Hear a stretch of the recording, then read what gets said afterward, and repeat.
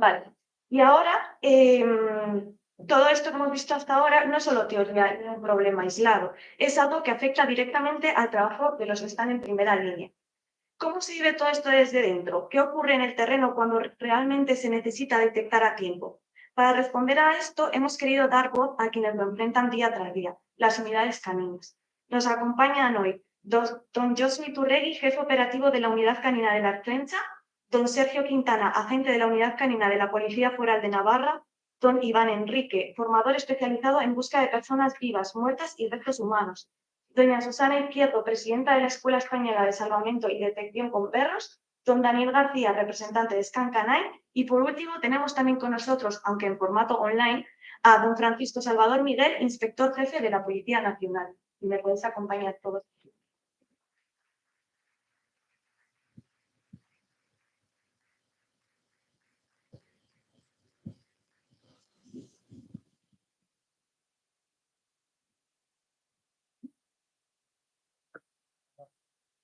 Vale.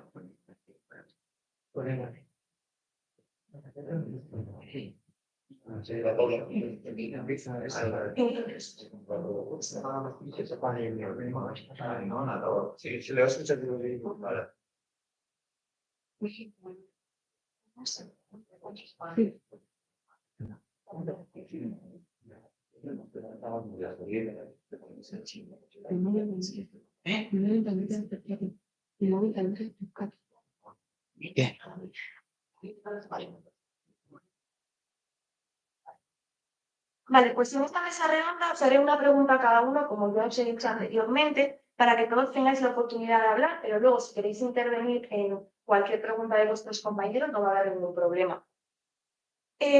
Joshua, empiezo contigo. ¿Qué papel juegan hoy las unidades caninas en la localización de personas desaparecidas o fallecidas? Primero me gustaría saludar, sailburu ordea, egun on guztioi, bengoa eta kondo arroztaz, guardaz.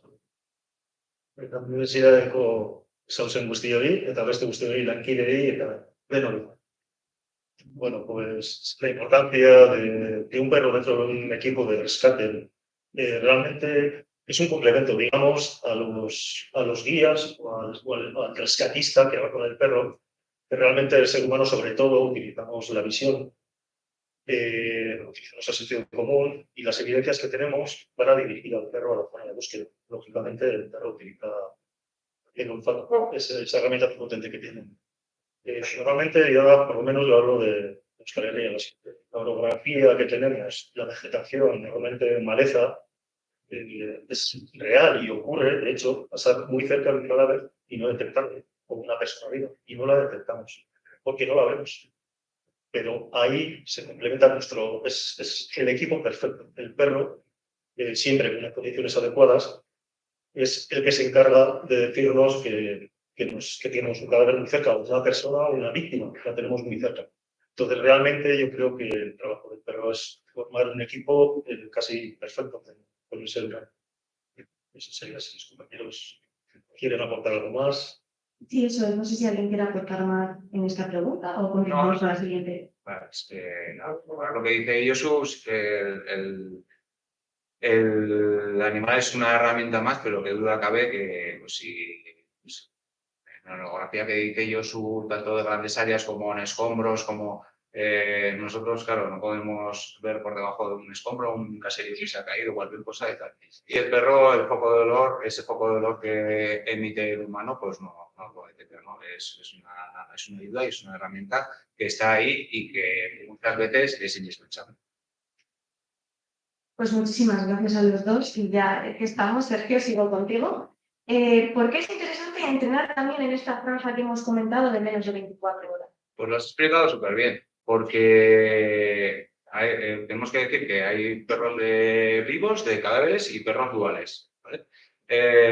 Tanto la chancha como las tres policías autonómicas tenemos duales, los perros. Esto significa que marcan vivos o muertos. Pero hay un transcurso ahí, para que la gente lo entienda, los humanos, con el aliento, con nuestra temperatura, con nuestras glándulas epiteliales, sebáceas, todo esto que no nos vamos a enrollar, pero generamos como una aurea, una corriente de convección alrededor de nuestro cuerpo que eso con el aire desprende lo que denominamos nosotros el cono de olor, que es lo que detecta el perro, ¿vale? Pero claro, ¿qué pasa? Que el perro se encuentra a las 12 horas, el cadáver ha bajado la temperatura, ya no hay aliento, las glándulas ya no emiten. Esos olores, entonces se encuentra una silueta de lo que es una persona viva, pero que todavía no ha empezado a oler a putrefacción o es pues, por el periodo de la descomposición del cuerpo. Sí. Entonces se encuentra ahí y nosotros detectábamos que había un momento en la cabeza del perro, ¿no?, que le costaba, pues eso, este marcaje. Por eso veíamos la necesidad. ¿Por qué? Porque al final las policías que tenemos contacto con los institutos anatómicos forenses y nos hacemos una cadena, o sea, nos dan una muestra, la utilizamos durante un tiempo y luego la devolvemos, se destruye y así, ¿no? Pero, claro, no estamos todo el día en el Instituto Anatómico Forense, entonces tampoco tenemos acceso a esas 24 horas muy a menudo. Entonces, claro, luego no es lo mismo trabajar con una muestra pequeña que luego el cadáver en superficie, que a los perros les llama mucho más la atención. Y entonces, bueno, pues este era un apartado en el que teníamos ahí unas deficiencias y tal, y pues nos viene súper bien poder acceder a esta teoría, ¿verdad? Vale, pues muchísimas gracias. Si alguien quiere aportar algo más o... No, es decir, que bueno, ellos trabajan con perros duales y claro, entre que lo que está vivo depende del lugar o depende y pasa al cadáver y queda un residual que los perros duales, pues que casi sea más fácil. Pero el perro que solo tiene metido cadáveres le va a costar mucho más porque sigue habiendo un residual de humano. Y tú estás acostumbrado a trabajar con muestras muy antiguas, con un olor a putrefacción. Nosotros pensamos, pues cuanto más huele, mejor para entrenar, ¿no? Pues claro, estamos dejando de lado el periodo este, que es muy importante, que son las primeras 24 horas. Vale, pues Iván, desde vuestro punto de vista, ¿qué nivel de dificultad tiene entrenar a un perro para detectar restos humanos en fases muy tempranas de descomposición, como hemos dicho en estas 24 horas? Sí, lo que veníamos diciendo, en la fase post-mortem hay muy pocas partículas volátiles, no es como cuando está llamada en esta descomposición, que tiene mucho más olor y huele más. En fase post-mortem es mucho más complicado. Al haber estas pocas partículas de olor, realmente no tenemos nada con lo que podamos entrenar. Tenemos que utilizar pseudo-olores que se entrenan de manera química, que no es real, y siempre tienes que empezar a trabajar desde una fase de descomposición más avanzada y ir acercándote poco a poco a la fase inicial, que es la que menos duele. Pero realmente también, entre que es difícil de obtener también de manera ética y legal, y luego pues, lo que hemos comentado, el tema de partículas de olor, es muy complicado hacer la fase más difícil, por la que al perro más le cuesta detectar esta presencia de partículas de olor, tanto de descomposición como de persona viva. Es una fase muy difícil. Claro, si es una etapa muy concreta, que al final el perro le cuesta más. Si alguien quiere aportar algo en esta pregunta, no paso a la siguiente. Vale, pues Daniel, siendo de Valencia, esta situación de la Dana te ha tocado muy de cerca. ¿Qué problemas habéis tenido a la hora de detectar estos cadáveres recientes? Hablando primero de las primeras 24 horas, tampoco hubo búsquedas caninas en sí. Todo pasó por la noche y nos levantamos por la mañana. Y es que tampoco, en los siguientes días tampoco hubo activaciones. ¿Por qué? Porque ten en cuenta que había momentos que estábamos con 3.000 desapariciones. O sea, aquello era, luego se iban descartando, iba apareciendo la gente, no había comunicaciones, no había nada. La primera traba que teníamos era el llegar a los sitios. ¿Vale? Una vez teníamos ya, estamos acostumbrados a que haya un desaparecido, una zona, te haces tu planteamiento de búsqueda, vas a buscar a una persona posible, tal, pero aquí es que había gente que aparecía en 70 kilómetros, cadáveres que se desplazaron 70 kilómetros, ¿qué buscas ahí? Entonces, hasta que iba pasando el tiempo y la información que iba llegando era más veraz y se iba viendo lo que era más real, no había búsqueda en sí. Íbamos un poquito como pollo sin cabeza. Vamos aquí a ver lo que hay. O mi vecino no está, y tal, y empezabas a buscar. Garajes, pero claro, hasta que no se sacaba todo el agua del garaje, dentro de los garajes está lleno de gasolinas, aceites, y luego la otra etapa, pues eso, el lodo, animales muertos por todos lados, había que discriminar, es muy importante el trabajo de discriminación de animales vivos. Hemos hablado antes con los compañeros, supermercados con carne, carnicería, entrabas ahí y aquí en teoría todo a cadáver, pero el perro bien entrenado tenía que descartar lo que era de ahí la importancia de trabajar con productos buenos o con reals, porque si estás entrenando con cerdo, el perro te va a marcar una costilla de cerdo. Y más si llevas 7 días, 10 días trabajando, el perro no se ha premiado, el perro está cansado, trabajas bajo presión, trabajas con... entonces, el perro te va a marcar lo que está entrenando, que es cerdo. Bueno, no es lo mismo que alguien perdido en el campo, que ahí no te vas a encontrar nada. Claro, sí. Y bueno, un poco relacionado con eso, igual para todos, que la mayoría también habéis estado en la Dana, supongo.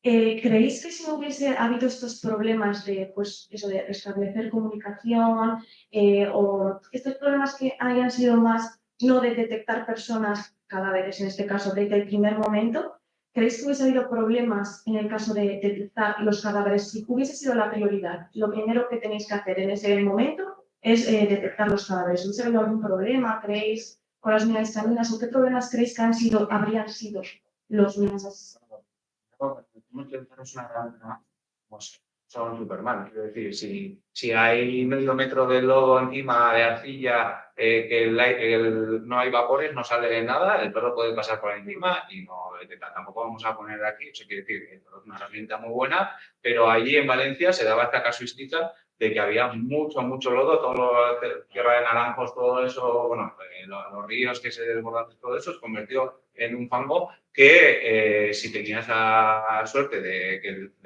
el cadáver estuviese en semisuperficie o un brazo le saliera, lo primero que tiene que haber es olor.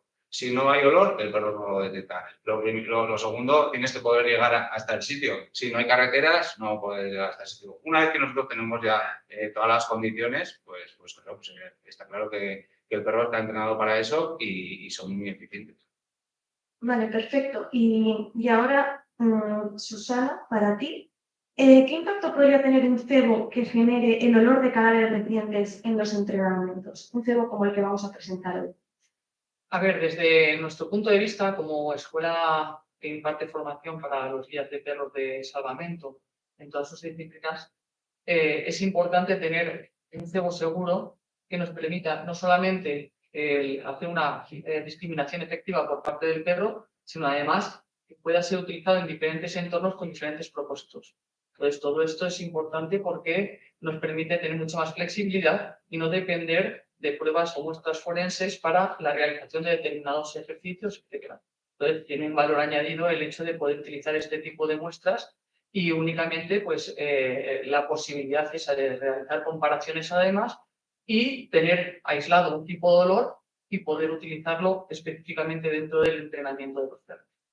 Perfecto, sí. Y para los demás, si queréis aportar algo del tema de cebo, para vosotros, ¿qué punto de vista tenéis sobre las ventajas que tendría en vuestro caso? No, de hecho, hay que tener en cuenta que el olor es el malo, pero el olor a cadáver es un olor que está en constante evolución. Nunca es igual. No es igual ahora que dentro de 10 minutos. No es igual aquí que en Valencia, con la humedad, la temperatura. Entonces, estás enseñando a buscar al perro algo que va evolucionando, que va cambiando siempre. Es un olor que es vivo, que está vivo. No es como buscar droga o buscar explosivo, que es siempre el mismo olor. Entonces, es muy difícil meter todos los rangos de... Y luego lo que ha dicho el compañero. No es lo mismo trabajar con una muestra de 10 gramos que trabajar con un cuerpo de 90 kilos. Si te la haciendo dolor, muchos factores. Luego, claro, en el trabajo que realicéis vosotros, en ese muestreo de, vamos a imaginar, 100 personas, ahí se selecciona pues, lo que entra en este entorno. Por eso, ¿no? Y es una muestra de la población que tenemos, pues en este caso en Vizcaya, si se ha hecho, o sea, puede entrar un niño, puede entrar una persona de color, puede entrar porque es que las razas, o sea, una mujer que está con el periodo, o sea, hay tantos componentes, ¿no? El cadáver que ha entrado bueno, pues que se ha arrojado, que se ha precipitado desde un piso, entonces entra diferente. Entonces, ese abanico de olores, ¿no? que realiza este muestreo, pues claro, abarcamos mucho más que nosotros en el día a día, eso no lo podemos programar, ¿vale? No decimos, mira, necesito una muestra de... ¿Dónde se ha puesto? Salvador Online, que lo que te hablo, Ah, vale. Bueno, ya me entendéis sobre qué decir, ¿no? Nosotros nos levantamos la mano y decimos, queremos una muestra de un niño que sea oriental, que tal, pues no podemos, tenemos de lo que entra y así. Entonces, claro, en este muestreo de muchas personas, pues se asigna un poquito pues, a la población, en este caso que es probablemente la Eritrea y la de Navarra sean muy similares. De ahí la importancia, ¿no?, de este cebo para estas unidades caninas. Para nosotros sería imposible trabajar con todo ese abanico de olores y tener un cebo disponible que encima es muy cómodo utilizar, que es fácil, sencillo, portátil. Para nosotros realmente es un avance enorme. Yo me quedaría sobre todo con la estabilidad del olor. Siempre vamos a estar exfundiendo el mismo olor, va a ser siempre la misma, sabemos el rango exacto y no nos va a afectar si se ha cogido la muestra en verano, pero como puede ser en Cataluña, a 35 grados, o podría ser en invierno a 2 grados, sino que siempre vamos a trabajar con un rango de olor exactamente la misma y no va a haber ningún cambio. Y eso a día de hoy sí que es cierto que no hay nada por lo que puedas entender de esa manera. Claro, sí, que muchas veces tampoco somos conscientes de lo que va cambiando el olor dependiendo de la persona, de la edad, de si es un hombre o mujer, si tiene algún problema. Respiración, cenado, todo. Eso sí, no somos conscientes de eso. Vale, y ahora damos paso a Salvador. No sé si me escuchas desde casa. Hola, no me escuchas. Sí, me diría que me escucháis a mí, mejor, ¿no? Sí, te escuchamos perfecto. Vale, Perdón, porque no, estamos escuchando vuestras intervenciones desde el móvil, tenemos un problema técnico. vale, no te preocupes, lo único que creo que se escucha bien desde fuera, ¿no? Yo estoy silencioso. Sí, escuchamos que igual no hace falta el mano, porque se suena un saludo. Vale, pues Perdona, sí. perdona, os decía por los problemas técnicos. Presento a Olaya, que está aquí a mi izquierda, que es miembro parte del equipo de REU, que llamamos nosotros, de búsqueda de cadáveres, y que ha estado recientemente, por ejemplo, en Valencia. He estado escuchando las intervenciones muy interesantes. Nosotros nos dedicamos al tema de la búsqueda de cadáveres con perros no dual, en perros especializados. Nosotros la diferencia entre la búsqueda ante y post-mortem de las personas, esa línea definitoria es cierto que hemos encontrado cadáveres con perros de vivos, de venteo y de rescate, y no ha ocurrido al revés. Pero bueno, sí que pues, bueno, con la de pelo, que fue dolorosa, pues es interesante porque siempre las zonas dolorosas son complejas, dificultades, sí es cierto que en toda la literatura científica que hay en relación a la búsqueda de personas fallecidas, se establece que el rango de aparición de dolor característico de la descomposición cadavérica pues, comienza a partir de las 12, ¿no? Entre las 20 y las 24 primeras horas. Y por tanto, pues, trabajar ese rango es importante. Entonces, nosotros hemos tenido la oportunidad recientemente, hace 3-4 semanas, de trabajar con un trabajo de una hora que nos prepararon en el Instituto Municipal de Gol, una señora mayor que le habían practicado eutanasia y nos prepararon una práctica y fue sorprendente que los carros por lo dispara, pero bueno, que cualquier caso, cualquier elemento técnico que nos ayude a mejorar en las capacidades educativas, por ejemplo, es muy bienvenida y más teniendo el antecedente como tenemos del cebo de KTP, que estamos trabajando muchísimo. No sé si ha llegado algo de lo que he dicho. Sí, perfectamente. Vale. Empieza. Vale, y os lanzo una pregunta si nos importa.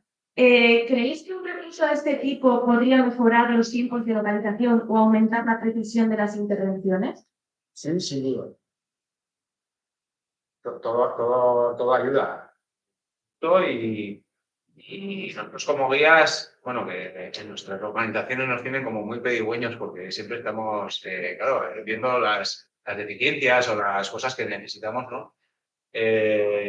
Bueno, hay veces que hablamos de países no tan avanzados y hay muchas materias que están mucho más avanzados que nosotros. Qué duda cabe que en Sudamérica, por ejemplo, es mucho más fácil el acceso a los cadáveres y en hacer campos de trabajo de cadáveres. Por ejemplo, es una idea bueno, que aquí hay que vencer un poquito esos tabús.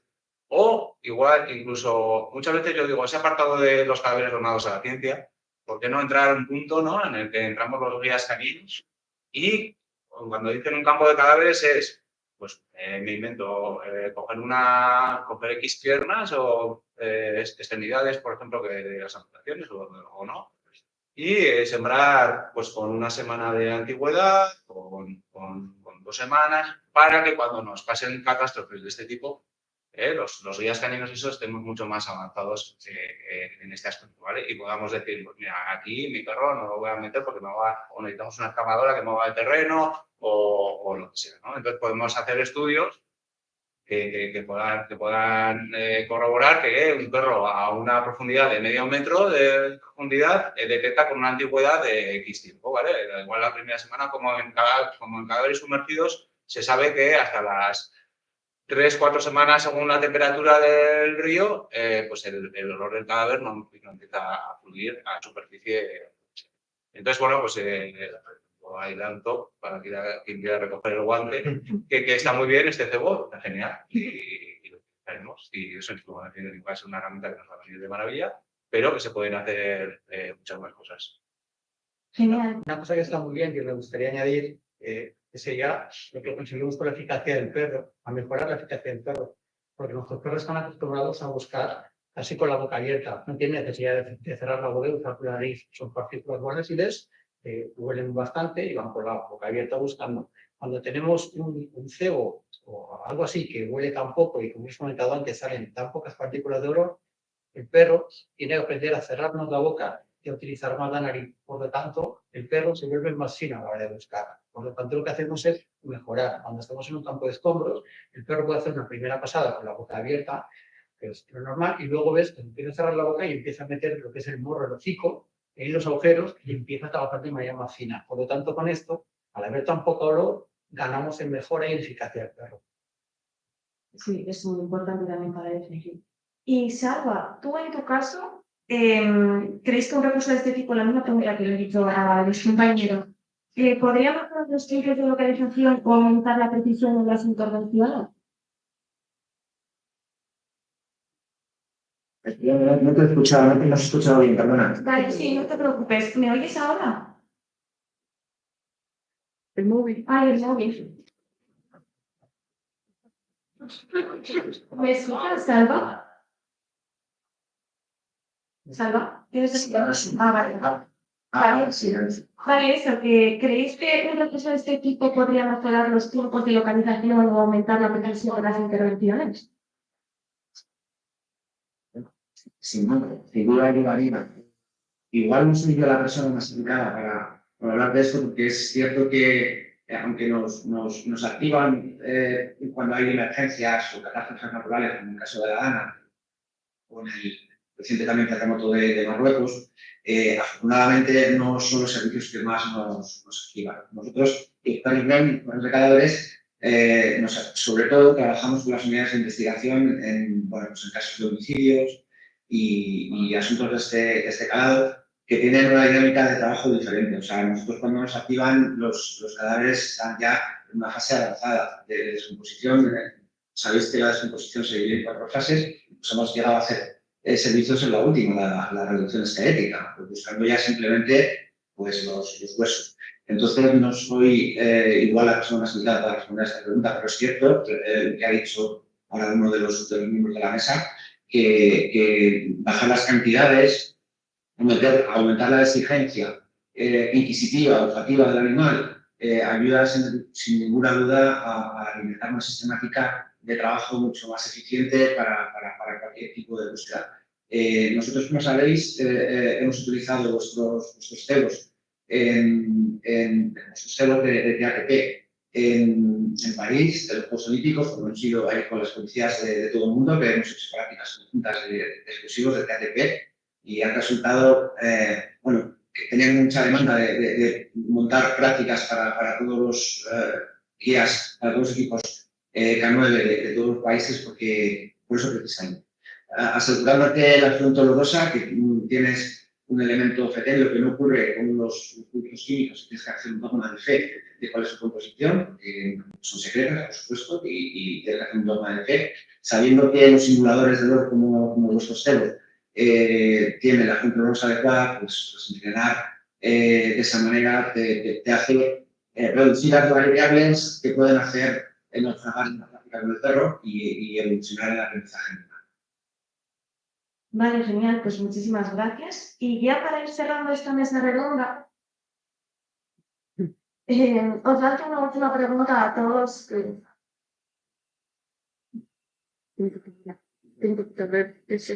Ya, no sé quién es. Ahora, perfecto. Os lanzo una última pregunta a todos, abierta para que intervenga quien quiera, aunque ya lo habéis estado comentando un poquito en estas respuestas que habéis dado, pero ¿qué pasos creéis que serían importantes para seguir avanzando en el trabajo de las unidades caninas en escenarios de emergencia? Bueno, la verdad es que las posibilidades de avance son infinitas. Realmente, Sergio ha comentado alguna que sería muy interesante. Para nosotros sería interesante. ¿Cómo sería interesante también disponer a mano de las diferentes unidades caninas campos de escombros, por ejemplo, posibilidad de trabajar en avalanchas o en corrimientos del terreno? Cualquier tipo de avance en esa situación o en esos campos, para nosotros sería excepcional. Sí, viene a ser eso. Al final lo que necesitamos es, cuando vamos a un sitio real, entrenar lo más parecido a la realidad. Y por desgracia disponemos de pocas zonas de trabajo, porque al final los perros vienen a ser como nosotros. Cuando nos han escondido 4 veces un objeto en un sitio, ya sabemos dónde está. Los perros muchas veces pasa lo mismo. Cuando siempre vas a trabajar al mismo escenario, el perro ya sabe de los 4 agujeros donde se empiezan escondidas las víctimas. Y en nuestro caso, pues necesitamos siempre más zonas, más diversas, incluso que sean movibles y que haya donde entrene el perro. Cuanto más dificultoso sea, más se acercará a la realidad, como nos pasó, por ejemplo, en Valencia, y zonas parecidas. Vale, pues, Más, sí. sí, lo que han dicho los compañeros, más apoyo también en cuanto a la burocracia. O sea, estamos pidiendo, queremos muchos resultados en cuanto a la localización de cadáveres, pero nadie pone facilidades para conseguir cadáveres. Tienes que estar buscándote la vida, tienes que estar peleando, tienes que estar hablando, llamando, y bueno, cuando pides, todo es que, pero luego cuando vas a intervenir tienen resultados buenos y necesita material. Claro, eso es. No sé si alguien quiere decir alguna última cosilla antes de cerrar. Salo. Salva, ¿quieres decir algo? Sí, yo quería, si me permitís, queridos, yo creo que ya lo he pedido alguna vez, pero como yo no he pedido tanto como decir que no sé a quién ni dónde. Nosotros, aunque no está relacionado directamente con los servicios de emergencia, el salvamento y el rescate, sí tenemos una petición para vosotros, a ver si podéis trabajar en un señuelo de fentanilo. Para los perros de estupefacientes, los perros de estupefacientes, esa sustancia muy tóxica, pues genera la muerte simplemente por tocar, simplemente por el tacto, por la inhalación, y tener un pseudolor que nos permita llegar a restaurar los perros en ese campo sería muy importante. Ya sé que no está relacionado con las emergencias, pero aprovechando que estoy adelante.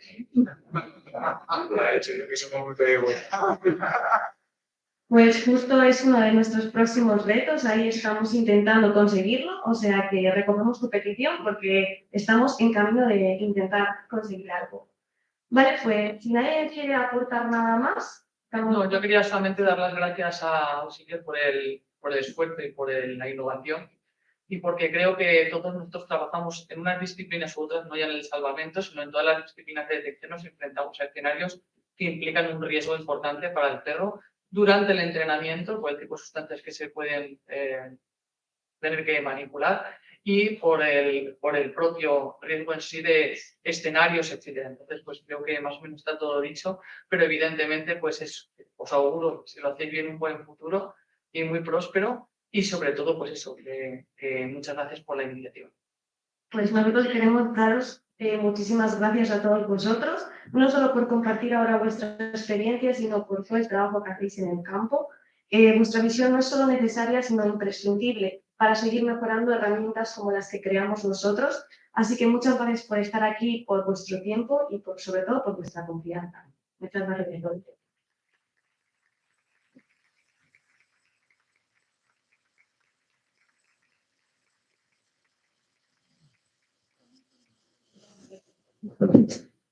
Y muchas gracias a ti, Salva, también por estar de manera online. No sé si me escuchas. Vale. Genial, pues muchísimas gracias a vosotros también.